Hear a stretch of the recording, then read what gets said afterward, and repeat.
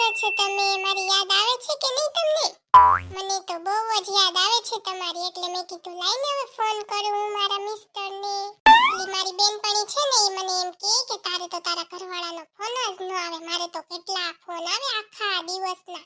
મને નકરા ફોન જ કર્યા કરે ને, તારે તાર ઘરવાળાનો ફોન નથી આવતો. લે અને એમ કે એટલે પછી મને એમ થયું લાવ હું ફોન કરું તમને, એટલે મેં ફોન કર્યો. ઈ શીતલી છે ને, ઈ તો બહુ એટલે બહુ ગોલીની છે. એની સગાઈ થઈ ને ત્યારે તો એટલી વાયડીની થાય, નકરી અવાજ કરે.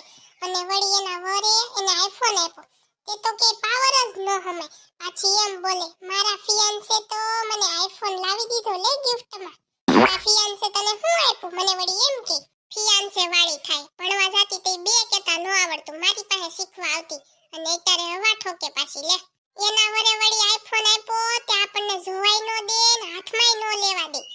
એમ કે તારે ન વડાય, મારો ફોન બગડી જાય. બગડવા વાળીની.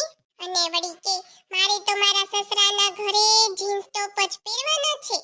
મારે તો સાડી ની પહેરવાની ને લાજે ની કાઢવાની. અને નાઈટમાં તો શોર્ટી જ પહેરવાની, બીજું કઈ પહેરવાનું જ નહીં. તમને શું કહું, તમે મને શું પહેરવા દેશો હે?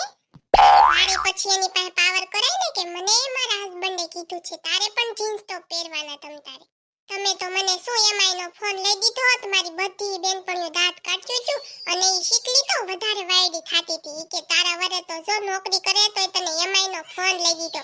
અને મારો ઘરવાળો તો હીરા ઘસે છે ને તોય મને આઈફોન લઈ દીધો, આઈફોન.